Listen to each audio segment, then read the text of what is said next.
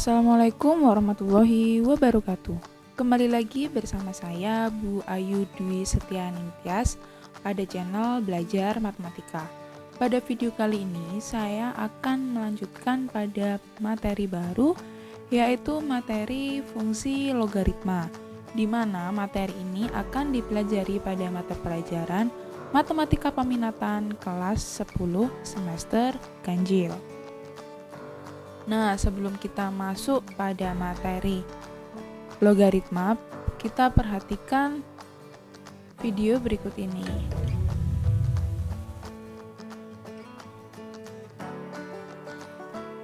Gempa berkekuatan magnitudo 7 melanda Laut Aegea, Turki pada Jumat 30 September 2020 sore waktu setempat. Selain menyebabkan bangunan-bangunan runtuh di daerah pesisir, gempa tersebut juga menewaskan sedikitnya 4 orang di Turki Barat. Nah, kalau kita perhatikan, berikut ini merupakan kejadian gempa yang terjadi pada Turki.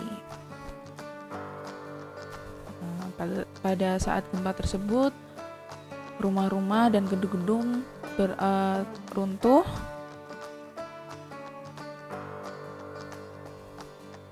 Sehingga warganya tuh berhamburan ke jalan karena bangunannya yang runtuh tadi. Nah, selain itu karena gempanya yang cukup tinggi, besarnya yang cukup tinggi, sehingga memicu naiknya gelombang laut, sehingga mengakibatkan terjadinya tsunami kecil. Nah, ini tsunami tersebut menghantam kendaraan dan benda-benda yang ada di jalan.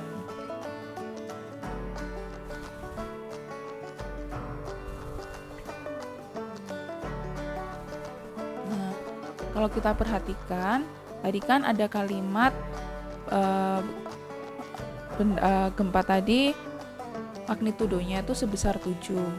Nah, sebenarnya magnitudo atau besaran suatu gempa yang dinotasikan dengan R itu diukurnya bagaimana? Nah, jadi magnitudo itu diukurnya pada skala Richter. Nah, skala Richter ini dirumuskan sebagai log I per I0, di mana I0 itu merupakan intensitas minimum yang digunakan untuk perbandingan. Dapat kita anggap sebagai intensitas ambang, yaitu gempa terlemah yang dapat terekam pada alat seismograf. Jika suatu gempa memiliki kekuatan 10 kali lebih kuat dari gempa lainnya, skala Richternya itu 1 lebih besar dari gempa lainnya.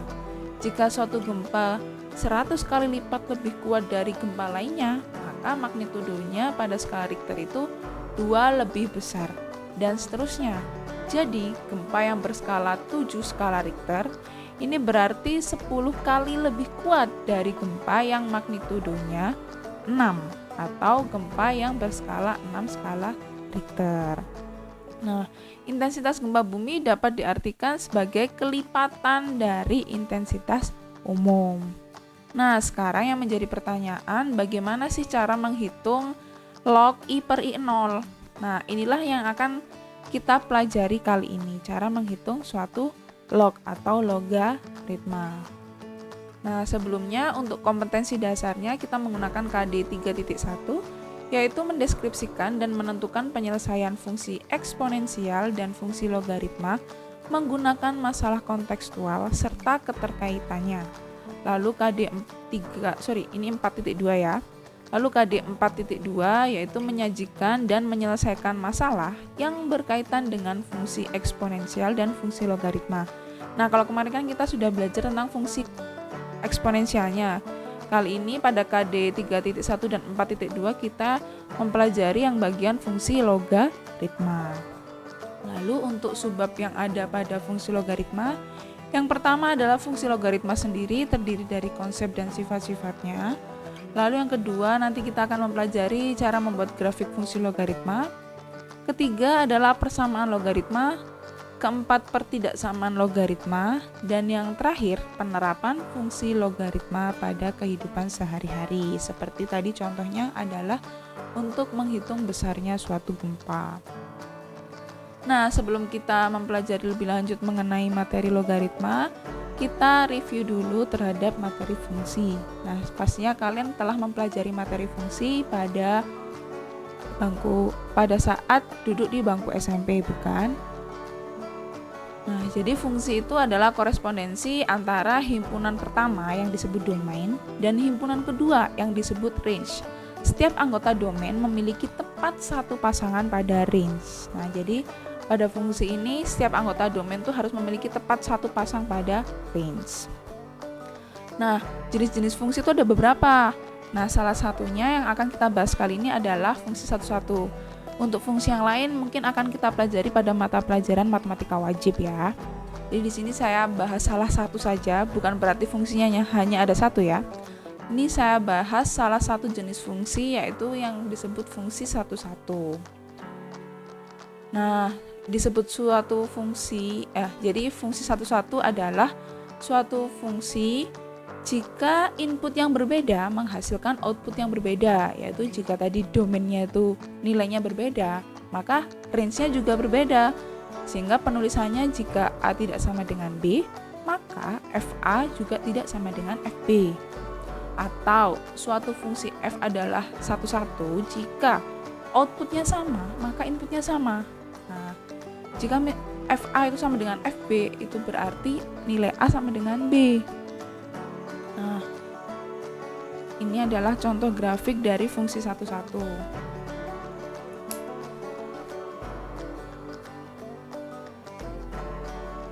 Sekarang ini ada koordinat X, yang ini Y ya. Nah, ini ada garis, atau ini ada grafiknya. Ini koordinat X, sumbu X dan sumbu Y, lalu ini grafiknya. Grafik. Nah, kalau kita perhatikan, ini kan X ya, nilai X, ini Y-nya, ini domain, ini range-nya. Sumbu Y sebagai range-nya. Ada nggak di sini nilai X yang pasangan di Y-nya itu sama? Ini di sini. Nah, kalau kita perhatikan tidak ada yang sama kan? Nah, ini disebut fungsi satu-satu. Begitu juga dengan grafik fungsi eksponensial yang pernah kita pelajari sebelumnya. Grafiknya kan bentuknya bisa seperti ini. Ini diperkecil lurus. Ini juga kan, ini walaupun terlihat lurus tapi kan sebenarnya tidak lurus kalau diperbesar. Dia kan semakin turun. Nah, dia juga satu-satu kan. Nah, lalu contohnya bukan fungsi satu-satu yang mana, Bu? Nah, seperti ini. Kalian pernah mempelajari fungsi kuadrat? Nah, bentuknya kan seperti ini. Kita perhatikan. Di sini, ini kan untuk X negatif, ini X positif. Misalkan di sini pasangannya ini. Untuk X yang berbeda, pasangan Y-nya sama. Ya kan? Ini misalkan di sini, ini di sini. Nilai Y-nya sama. Inilah yang disebut sebagai fungsi yang tidak satu-satu. Atau lebih mudahnya kita bisa mengecek dengan horizontal line atau garis mendatar. Bagaimana itu? Nah, jadi kalau ada suatu grafik, kita tarik garis mendatar. Nah, kalau dia nanti ada dua titik potong, maka ini tidak disebut sebagai fungsi satu-satu. Tetapi, kalau hanya ada satu titik potong, maka ini disebut fungsi satu-satu. Nah, seperti ini. Jadi, horizontal line tuh tidak hanya kalian coba di satu titik aja. Kalian coba di sepanjang garis juga tidak apa-apa, atau kita ambil beberapa. Nah, ini kalau kita perhatikan, ini kan hanya ada satu titik potong antara horizontal line dengan grafiknya. Horizontal line dengan grafik. Horizontal line-nya saya pindah ke sini juga hanya ada satu titik. Nah, sedangkan ini kita letakkan di sini ada dua titik. Ini ada dua titik. Nah, maka ini tidak disebut sebagai fungsi satu-satu. Yang ini fungsi satu-satu. Seperti itu ya. Jadi kesimpulannya, pada fungsi eksponensial itu merupakan fungsi satu-satu. Oke. Nah, berikutnya ada juga yang disebut sebagai fungsi inverse. Apa sih fungsi inverse itu? Nah, kita perhatikan contoh berikut. Misalkan di sini saya memiliki fungsi G yang terdiri dari titik 2,4 min 1. Saya memiliki himpunan G di mana himpunan G itu terdiri dari titik 2,4, min 1,3, dan min 2,0. Nah, lalu kita menggambar grafik G pada bidang koordinat. Ini G kan 2,4, min 1,3, min 2,0. Nah, kita gambar titik-titiknya pada bidang koordinat. Lalu kita balik. Nah, tadi yang awalnya Y jadi X. Jadi kalau 2,4 menjadi 4,2. Nah, 4,2. Maka ini min 1,3 menjadi 3,-1, min 2,0 menjadi 0,-2. Seperti ini posisi kebalikannya. Nah, kalau kita perhatikan, apa sih hubungannya antara titik yang ada pada himpunan G dengan kebalikannya? Nah, ternyata kalau kita perhatikan, ternyata titik-titik ini saling bercermin terhadap garis Y sama dengan X. Jadi ini kan garis ini yang melalui titik pusat ini kan merupakan garis Y sama dengan X. Nah, jadi hubungan antara titik awal dengan titik kebalikannya itu saling bercermin terhadap garis Y sama dengan X. Nah, maka pasangan inversnya atau pasangan kebalikannya kita tinggal mencerminkan terhadap sumbu X. Maka kalau ada di titik sini min 4,2, maka cerminnya adalah min 2,4. Min 4, min 2, min 4, min 2, maka kan cerminnya min 2, min 4. Tuh, sesuai kan? Kalau saya misalkan memiliki min 5, min 1, berarti kan pasangannya min 1, min 5. Nah, atau fungsi inverse itu adalah jika suatu relasi ditentukan oleh persamaan, pertukaran variabel menghasilkan persamaan hubungan terbalik. Maksudnya bagaimana? Saya contohkan pada fungsi eksponensial ya. Pada fungsi eksponensial kan misalkan saya memiliki Y sama dengan 2 pangkat X. Nah, maka untuk inverse-nya ini persamaan hubungan terbalik. Maka yang awalnya Y sama dengan 2 pangkat X, variabelnya kita tukar. Jadinya X sama dengan 2 pangkat Y. Nah, inilah yang disebut sebagai inverse-nya. Nah, kita ketahui bahwa setiap fungsi eksponensial itu kan A-nya harus lebih dari 0 dan A tidak boleh sama dengan 1. Nah, tadi itu kan fungsi eksponensial merupakan fungsi satu-satu. Dengan demikian, fungsi tersebut memiliki inverse, yaitu suatu fungsi juga. Dalam bagian ini, kita akan menamai fungsi inverse tersebut sebagai fungsi logaritma. Nah, jadi fungsi logaritma adalah fungsi inverse dari fungsi eksponensial atau kebalikan dari fungsi eksponensial. Nah, kita dapat menggambarkan grafik dari fungsi logaritma ini dengan menukar nilai X dan Y. Seperti tadi, yang awalnya Y sama dengan 2 pangkat X menjadi X sama dengan 2 pangkat Y. Nah, berikut akan saya ilustrasikan menggunakan suatu grafik. Di sini diketahui fx sama dengan 2 pangkat x. Sebelum membuat grafik kan kita membuat tabel koordinatnya terlebih dahulu. Lalu kalau kita gambarkan, bentuknya menjadi seperti ini. Ini merupakan grafik dari y sama dengan 2 pangkat x. Nah, lalu sekarang kalau saya memiliki x sama dengan 2 pangkat y, bagaimana cara menggambarnya? Nah, langkah pertama itu kita tentukan nilai y-nya dulu untuk mempermudah. Jadi kita tentukan nilai y-nya. Di sini saya ambil 0, 1, 2, 3, min 1, min 2, min 3. Kemudian kita hitung nilai x dengan mensubstitusikan y pada fungsi. Jadi x adalah, tadi kan fungsinya x sama dengan 2 pangkat y. Ketika y-nya 0, maka x sama dengan 2 pangkat 0. Diperoleh nilai x-nya sama dengan 1. Jadi y-nya 0, x-nya 1 dan seterusnya sampai di sini. Karena saya memilihnya 0 sampai min 3, maka ketika y-nya min 3, x-nya itu 2 pangkat min 3. Sebenarnya hampir sama seperti y sama dengan 2 pangkat x, hanya saja ketika y sama dengan 2 pangkat x, kita akan mensubstitusikan x-nya terlebih dahulu. Kalau di sini yang kita substitusikan adalah nilai y-nya untuk mempermudah. Oke. Lalu ini kita pindah ke tabel. Nah, setelah kita peroleh tabel pasangan terurutnya atau koordinatnya, maka kita bentuk grafiknya. Nah, jadi ini merupakan grafik dari X sama dengan 2 pangkat Y. Nah, kalau kita perhatikan apa hubungannya Y sama dengan 2 pangkat X dengan X sama dengan 2 pangkat Y? Ternyata sama seperti konsep inverse tadi. Mereka saling bercermin terhadap sumbu Y, terhadap garis Y sama dengan X. Jadi ini garis Y sama dengan X sebagai cerminnya. Ini tadi Y sama dengan 2 pangkat X dan X sama dengan 2 pangkat Y. Nah, mereka saling bercermin kan. Jadi fungsi inverse itu fungsi awal dicerminkan terhadap garis Y sama dengan X. Nah, matematikawan telah menentukan simbol baru untuk menggantikan, ini kan dibaca pangkat dari 2 untuk mendapatkan X. Ya kan tadi kita mensubstitusikan Y-nya dulu. Sehingga untuk mencari X itu kita harus memangkatkan 2 untuk mendapatkan nilai X. Nah, ini tuh kita bisa menggantinya dengan simbol log 2x atau 2 log x. Jadi penulisannya ada 2. Kita bisa menuliskan dengan bentuk seperti ini atau bentuk yang kedua seperti ini. Nah, yang nantinya akan sering kita gunakan adalah bentuk yang kedua.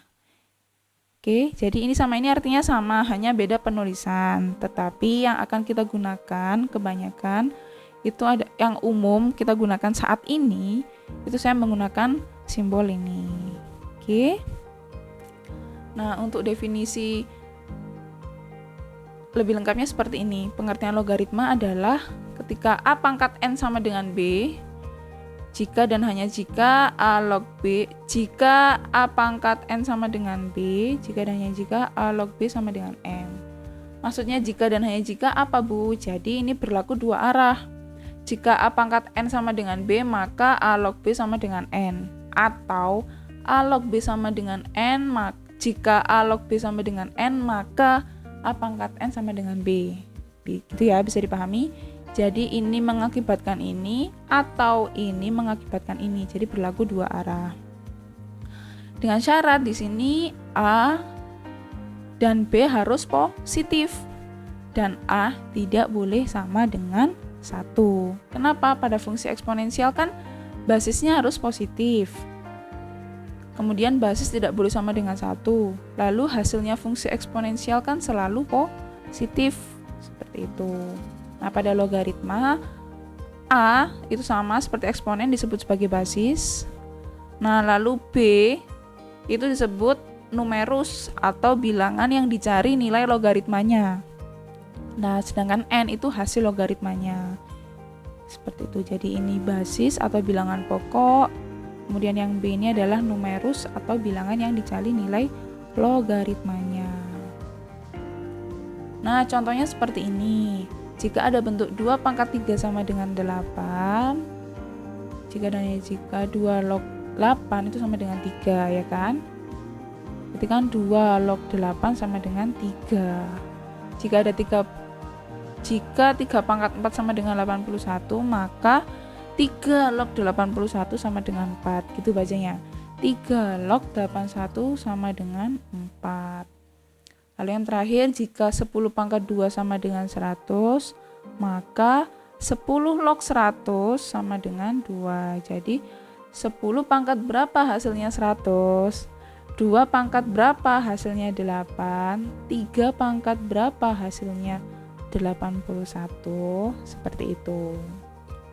Nah, sehingga dari konsep dasar logaritma ini diperolehlah beberapa sifat. Yang pertama, A log 1 itu sama dengan 0.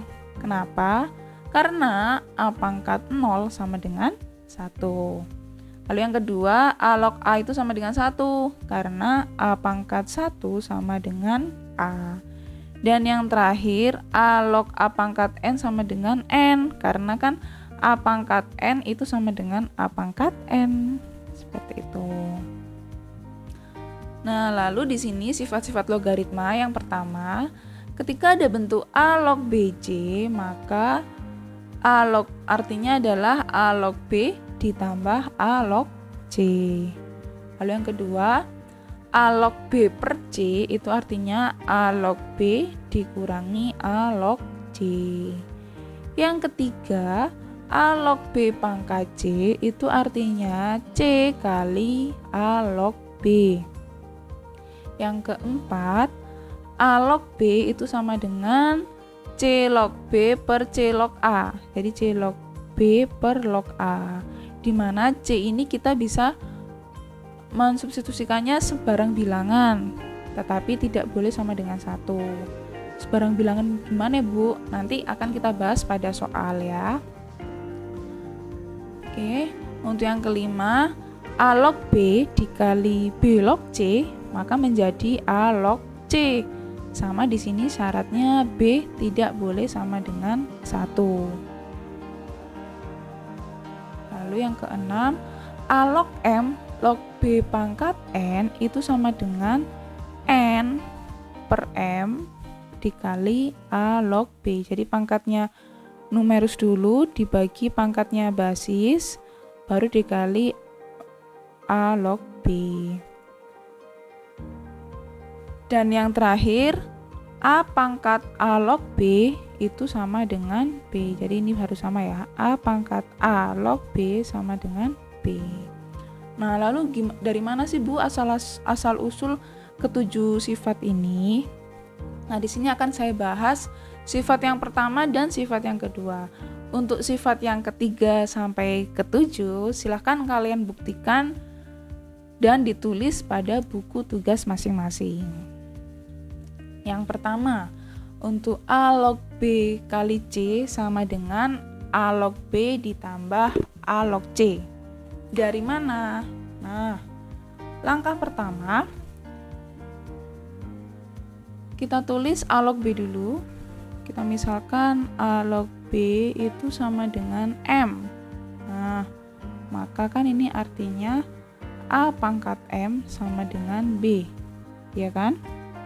Kemudian A log C saya misalkan sebagai N. Nah, ini kan artinya A pangkat N sama dengan C. Nah, lalu jika B kali C itu kan berarti A pangkat M dikali A pangkat N atau A pangkat M plus N. Kemudian masing-masing ruas kita logaritmakan. Jadi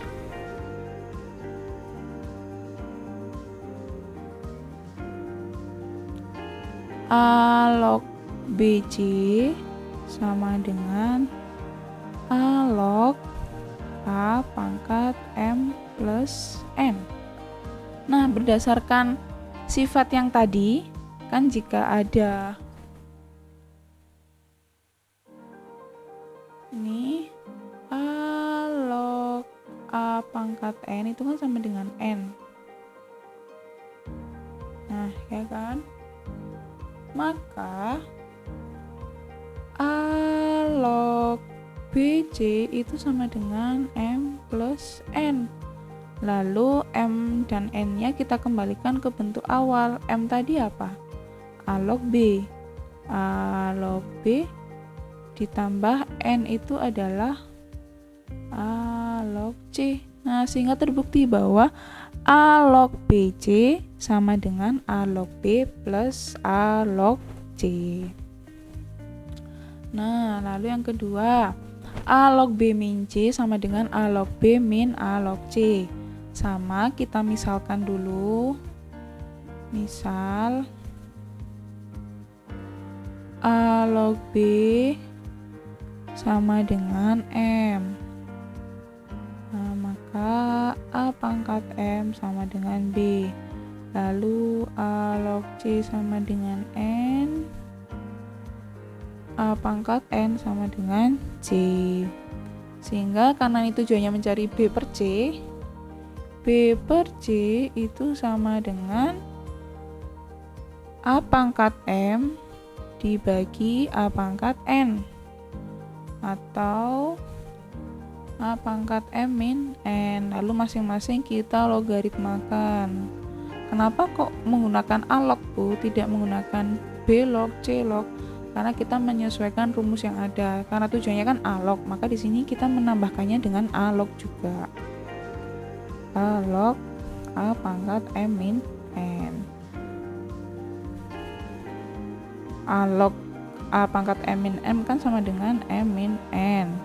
Sehingga A log B per C itu sama dengan M, kita kembalikan, yaitu A log B min A log C.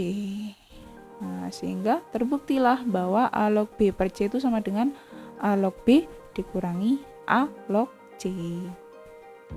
Oke, setelah kita membahas pembuktian dari kedua rumus ini tadi, langsung saja kita masuk ke contoh soal. Jadi kita langsung menerapkan rumus-rumus tadi sifat-sifat tadi pada soal. Untuk contoh soal yang pertama, tentukan nilai dari 5 log 25 akar 5. Nah, jadi menjawabnya, jawab 5 log 25 akar 5. Nah, ini kan artinya 5 log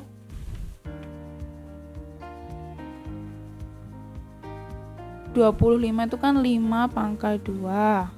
Lalu akar 5 itu kan 5 pangkat setengah. Nah, kemudian kita perhatikan ini fungsi eksponen dengan basis yang sama, lalu ini dikalikan, maka pangkatnya diapakan?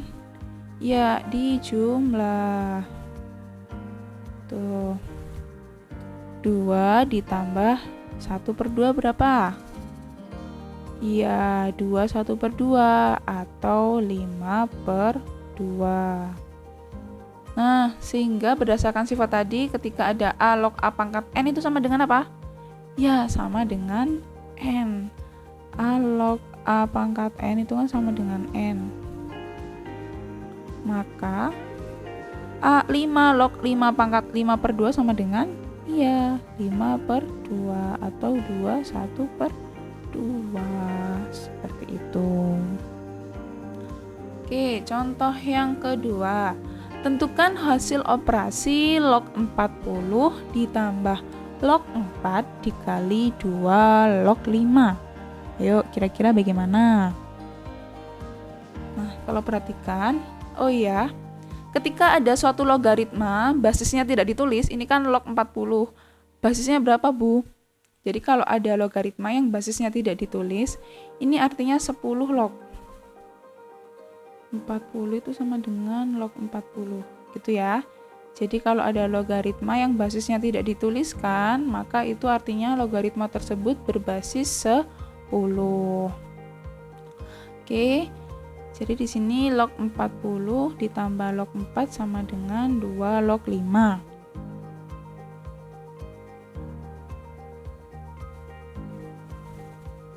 Maka log 40 ditambah, kita tulis dulu ya soalnya.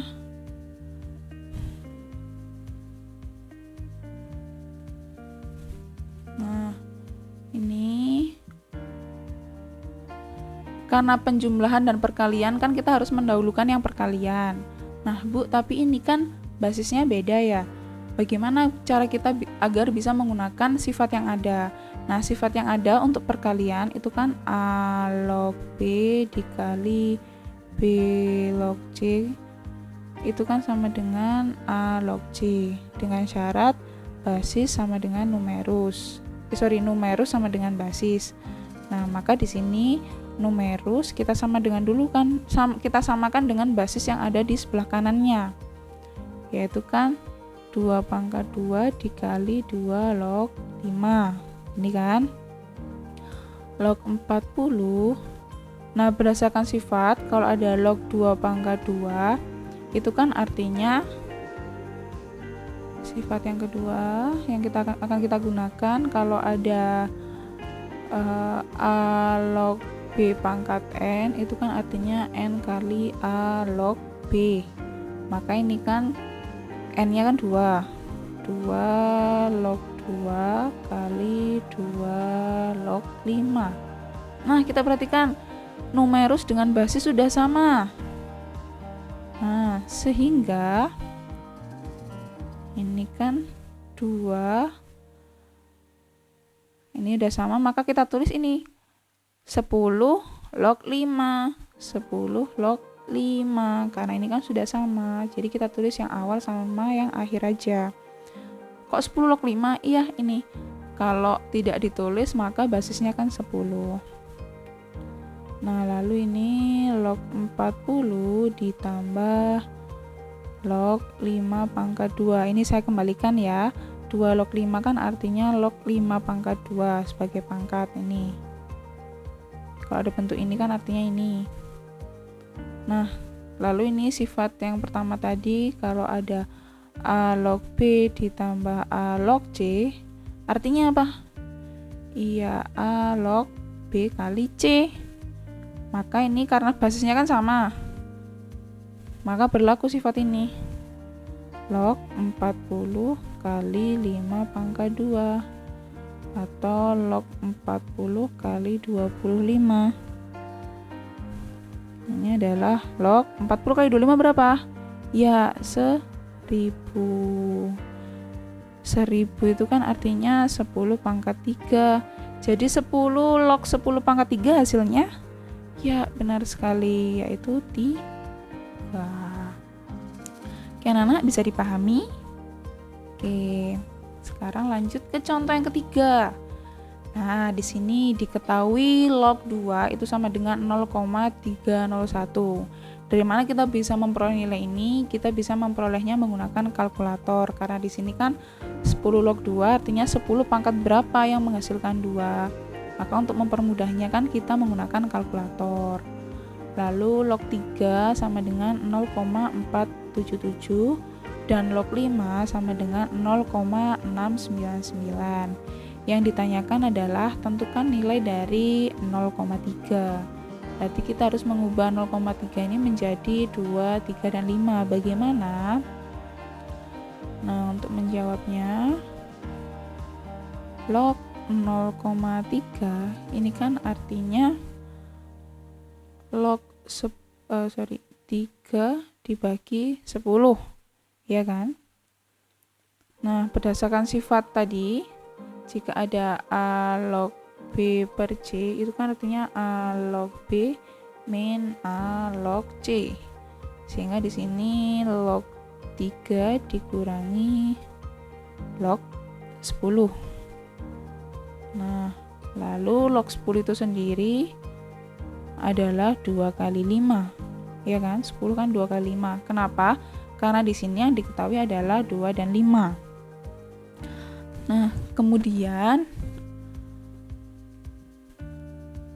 berdasarkan sifat yang pertama tadi, kalau ada log B kali C, itu kan artinya log B, log 2 ditambah log C, log 5. Seperti ini. Maka ini log 3 dikurangi log 2 dikurangi log 5. Nah, sehingga sudah diperoleh log 3, log 2, dan log 5, tinggal kita substitusikan. 0,477 dikurangi 0,301 dikurangi 0,699. Maka ini menghasilkan min 0,523. Seperti itu. Oke, contoh yang keempat, diketahui 2 log 3 sama dengan M dan 3 log 5 sama dengan N. Tentukan nilai dari 4 log 5. Nah, maksudnya gimana nih? Nah, jawab. Tadi kan ada sifat A log B itu sama dengan C log B per C log A. Nah, inilah yang nantinya akan kita gunakan. Nah, jadi di sini yang diketahui kan 2 log 3 dan 3 log 5 ya. Yang ditanya adalah 4 log 5. Nah, di sini kita ubah 4 log 5 menjadi bentuk ini. Jadinya kan log 5 per log 4. Nah, lalu nilai C-nya saya mengambilnya nilai 3. Kenapa 3, Bu? Karena di sini yang diketahui kan 2 log 3 dan 3 log 5. Angka yang sama adalah angka 3. Maka untuk mempermudah kita ambil angka yang sama yaitu 3. Jadi di sini basisnya kita gunakan basis 3 menyesuaikan soal. Nah, lalu 3 log 4 kan nggak ada. Adanya 2 log 3, maka 4 kita ubah menjadi 2. Yaitu 3 log 2 pangkat 2. Sama dengan 3 log 5 berdasarkan sifat A log B pangkat N, itu kan berarti ini N 2 kali 3 log 2. Nah, 3 log 5 itu apa? N 2 kali 3 log 2 apa, Bu, berarti? Nah, jadi kalau ada bentuk A log B itu sama dengan 1 per B log A. Oh ya, ini ada satu sifat baru lagi yang tadi belum ada pada rumus yang sudah kita bahas. Jadi kalau ada bentuk A log B, itu nilainya sama dengan 1 per B log A. Jadi kita balik. Sehingga kalau 2 log 3 itu sama dengan M, maka 3 log 2 itu sama dengan 1 per M. Dari mana ini, Bu? Nanti kita bisa membuktikannya ya. 3 log 2 sama dengan 1 per M. N 2 kali 1 per N apa? 2 per M. Atau sama dengan N kali M per 2. MN per 2. Seperti itu. Jadi penggunaan rumus ini kita gunakan ketika menemukan soal-soal seperti ini. Dan contoh yang terakhir adalah diketahui 8 log 9 sama dengan P. Tentukan nilai dari 6 log 24. Nah, tadi kan yang diketahui ada 2 variabel. Nah, sekarang yang diketahui 1 variabel. Lalu bagaimana mengerjakannya? Nah, sebelum kita menjawab soal, kita sederhanakan dulu yang diketahui. Yang diketahui kan 8 log 9. 8 dan 9 kita ubah menjadi bentuk basis yang paling sederhana. 8 log 9 itu kan sama dengan P. 8 itu kan 2 pangkat 3. 9 3 pangkat 2. Sehingga ini kan A pangkat M log B pangkat N itu kan N per M. 2 per 3 kali 2 log 3 sama dengan P, gini kan. Sehingga 2 log 3 itu sama dengan masing-masing ruas kita bagi dengan 2 per 3. Maka jadinya 3 per 2. Maaf, masing-masing ruas kita kalikan dengan 3 per 2 ya, supaya ininya hilang. Jadi 2 log 3 sama dengan 3 per 2 P. Jadi ini yang kita punya. Barulah kita menjawab soal. Jawab 6 log 24. Nah, 6 log 24 sama kayak tadi sebenarnya. Kita gunakan konsep A log B sama dengan C log B per C log A. Jadi ini log 24 per log 6. Karena tadi yang diketahui itu berbasis 2, maka di sini kita gunakan basis 2. 2 log 24 sama dengan 2 log 6. Nah, kita ke sini. 24 itu kan 8 kali 3. 8 kan 2 pangkat 3 dikali 3 per 2 log 6 itu 2 kali 3. Maka berdasarkan sifat A log BC, maka itu kan hasilnya sama seperti A log B ditambah A log C. Jadi 2 log 2 pangkat 3 ditambah 2 log 3 per 2 log 2 ditambah 2 log 3. 2 log 2 pangkat 3 hasilnya ya 3. 2 log 3 3 per 2 P. 2 log 2 1, 2 log 3 3 per 2 P. Nah, kemudian ini kita jumlahkan 3 ditambah 3 per 2 P. Itu kan berarti, sebentar,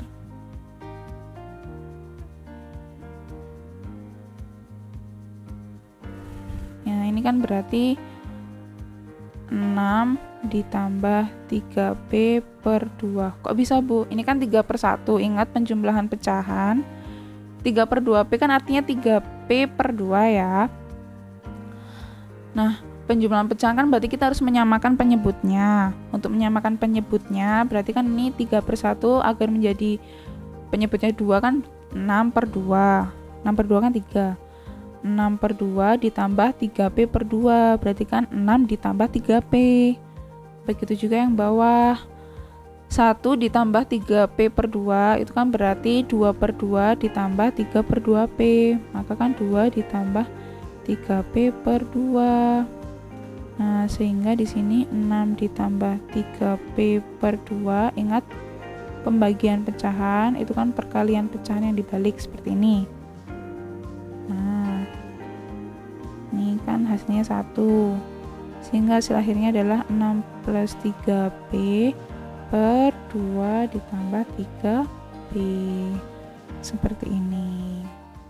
Jadi pada logaritma ini memang tantangan kita adalah menggunakan sifat mana sih yang sesuai untuk menyelesaikan suatu soal. Memang di awal kita akan terlihat kesulitan karena harus menghafalkan beberapa rumus atau beberapa sifat. Tetapi nanti kalau kita sering mengerjakan latihan soal, kita akan hafal sifat-sifat mana yang akan kita gunakan, seperti itu. Baik anak-anak, terima kasih atas perhatiannya. Semoga video ini bermanfaat. Apabila ada yang kurang dipahami atau ada yang salah kata, kalian bisa bertanya pada kolom komentar atau langsung saja tanya kepada saya melalui WA jika ada yang tidak paham ya. Lalu jika ada salah perhitungan atau salah penulisan, kalian juga bisa konfirmasi melalui WA. Untuk selanjutnya, agar lebih memahami materi ini, silahkan kalian latihan soal pada LKS Intan Pariwara, yaitu UK1 halaman 40 bagian A dan bagian B. Baik anak-anak, wassalamualaikum warahmatullahi wabarakatuh.